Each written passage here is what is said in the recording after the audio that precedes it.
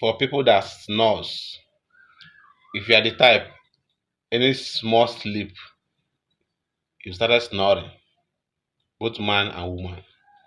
If you just lie down to sleep, before you know it, you start snoring. You know how embarrassing it is.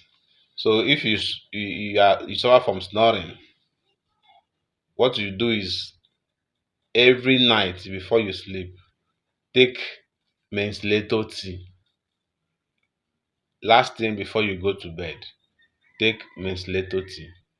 It will help to calm your nerves, and before you know it, you will stop that snoring.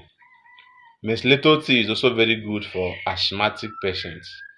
For someone suffering from asthma, take menstruator tea every night, and gradually you will be okay.